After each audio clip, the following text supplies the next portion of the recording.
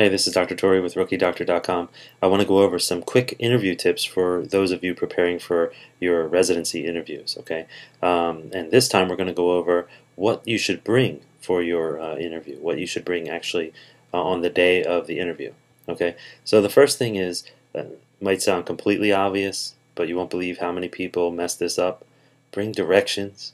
Like if you're going to a city that you're not familiar with, uh, be anal about knowing how to get there, be early, etc.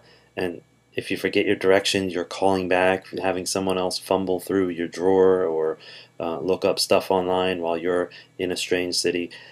Just don't mess with it. Bring directions. Even though it's an age of, MapQuest and Google Maps and all that stuff, you might not have access to it. So bring directions, okay? Very simple. The next thing is contact information. If you do get lost or if you are going to be late, God forbid, or whatever, you should be able to contact the residency program and say, look, you know what, I'm running a little late, or, whatever. You should have contact information, plus you should know the names of the people that you're going to be speaking to, including the program coordinator, not just the program director, not just the chief of the department. Know the name of the primary contact, which is probably the secretary or the coordinator or what have you. Okay. Any updates to your application? If you have any changes to any of your application materials, like your CV or some awards or something new that has changed, make sure you have the updates. Okay, bring them with you. Um, if you if you're going on your interview, you should make sure you have copies of your CV. Now, I don't mean one copy, I mean several. It's possible that you're asked for it. It's rare. You probably won't be asked for it, but if you are asked for it, you should have copies. You should appear prepared.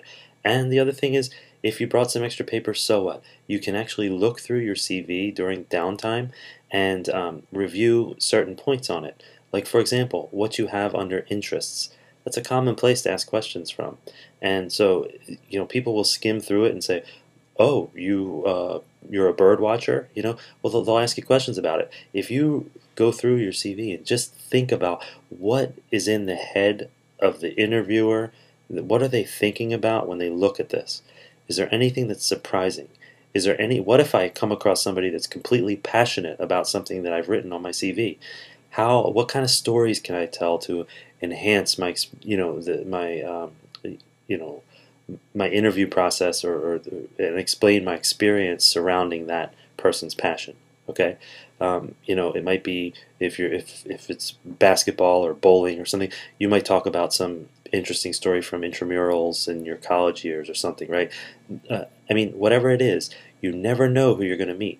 When I was on an interview, I met somebody who happened to have the same undergrad that I did, and the whole interview he was talking about like which stores are still there, which restaurants are good to eat at, and some funny or interesting, odd, history about certain areas and things that I never knew by going to school there.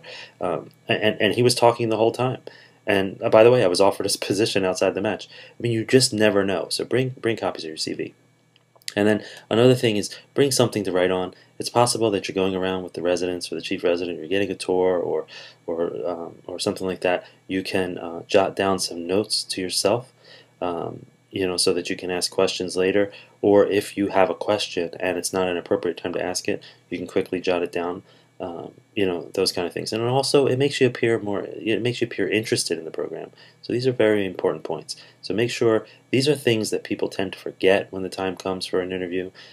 So make sure you bring these things, okay? Then the last thing is that getting in is really only the beginning. Once you're in, your training starts and all that stuff, and you'll be in the thick of it. But right now, you are at a key point in your training. If you are interviewing right now, then that means that you are in your clinical years of medical school, or you're in the point of taking some time off. If that's the case, you have more time to develop some skills that will immensely help you during your internship. And so if you go to internship-tips.com, internship-tips.com, I will show you my number one secret, my number one tip. And this tip occurred when I was in the process of burning out. I was actively seeking other jobs outside of healthcare, and I was pulled aside by a mentor, by an attending, who gave me some advice. And I'll share that advice with you with a free video at internship-tips.com. And not only was that advice important for keeping me in medicine, it actually, within a year and a half, I was resident of the year, and a year later, I was chief resident. So how does that turnaround happen from a single piece of advice? Well, I'll show you that in that video. Go to internship-tips.com right now.